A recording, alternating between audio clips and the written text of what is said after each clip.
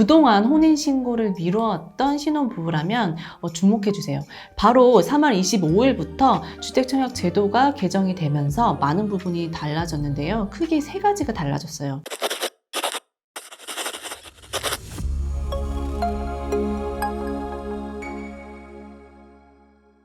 반갑습니다. 부동산에 대한 궁금증을 자세하게 설명해주는 배짱입니다. 오늘 영상을 시작하기에 앞서서요. 이전에 올려주셨던 질문에 대한 간단한 답변을 하고 영상을 시작을 할게요. 이전에 올렸던 원상복구 의무에 관한 영상에 달린 질문인데요. 질문 중에 담배 냄새가 쩔은 건 어떻게 해야 되나 궁금해하신 분이 계셨어요. 이 부분은 계약할 때 특약사항을 기재했는지가 중요한데요. 만약에 이 특약사항에 실내 흡연을 금지하고 위반할 시 손해배상액을 얼마 청구한다라는 문구가 명시되어 있으면 가능합니다.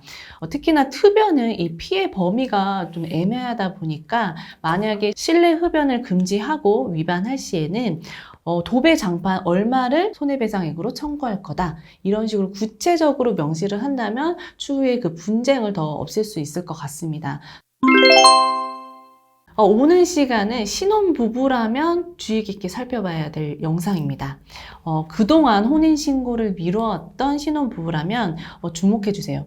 혼인신고 페널티가 혼인신고 메리트가 될 만한 소식이 있으니까요. 좀 자세하게 살펴주시기 바랍니다. 바로 3월 25일부터 주택청약 제도가 개정이 되면서 신혼부부들에게 좀 메리트가 될 만한 혜택들이 많이 있어서 이 부분에 대해서 이야기를 해보려고 하는데요. 이 개정된 취지가 신혼부부 또는 맞벌이 가구의 청약 문턱을 좀 낮추고 신생아를 출산한 가구들에게 좀 더 혜택을 제공해 준다는 취지에 맞게 많이 개정이 되었는데요.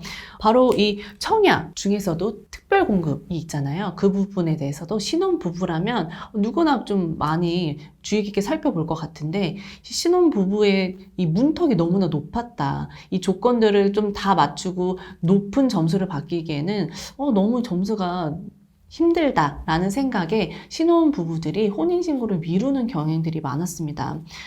그래서 이 개정을 통해서 많은 부분이 달라졌는데요. 크게 세 가지가 달라졌어요.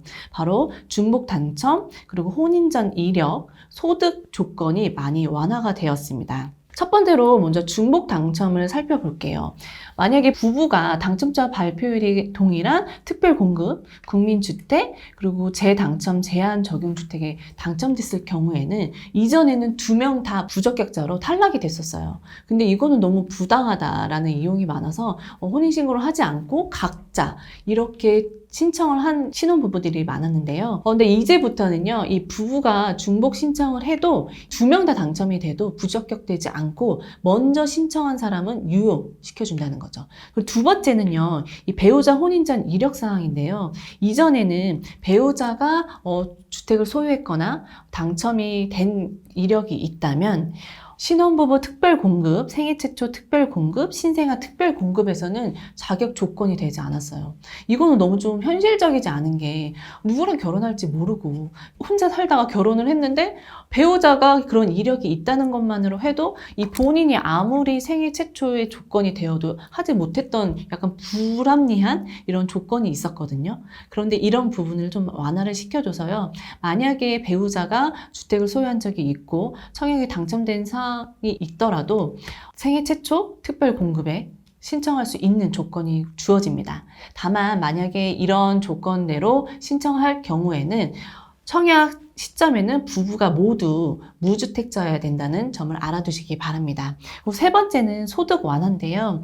공공주택이나 특별공급에서 맞벌이 부부에 대한 소득 조건이 있었어요. 근데 맞벌이 부부였으면 2명이 다 소득이 있는데 이전에는 이 월 평균 소득의 140%밖에 인정을 해주지 않아서 그 소득 컷에 걸리는 사람들이 정말 많았거든요. 근데 이게 좀 완화가 되면서 맞벌이 부부 200%까지 조건이 가능해졌습니다. 좀 더 구체적으로 얘기를 해보면요. 이전에는 부부 합산 연소득이 1억 2천만 원까지만 자격 조건이 됐었는데요. 이제부터는 연소득이 1억 6천만 원이 되어도 부부 청약을 신청할 수 있게 되었습니다. 이게 크게 세 가지가 달라졌고요. 더불어 좀 신설된 게 있는데요. 바로 신생아 우선 공급 신청이에요. 2년 이내에 출산한 가구들에게 좀 더 청약을 당첨될 수 있는 확률을 높여주는 건데요.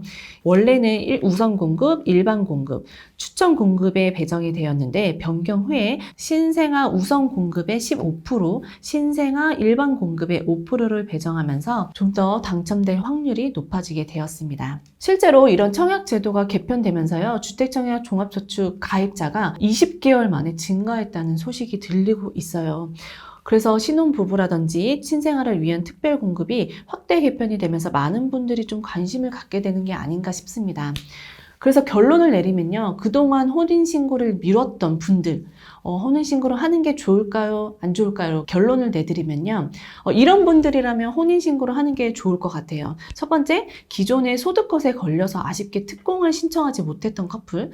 두 번째는 태아를 품고 있거나 2년 이내에 자녀 계획이 있는 커플. 세 번째는 혼인 전 청약에 당첨된 이력이 있거나 주택을 소유한 이력이 있던 커플이라면 혼인신고를 하는 게 좋을 것 같습니다.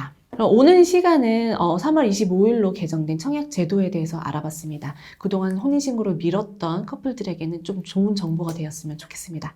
다음에 또 도움이 되는 영상을 가지고 찾아오겠습니다. 감사합니다.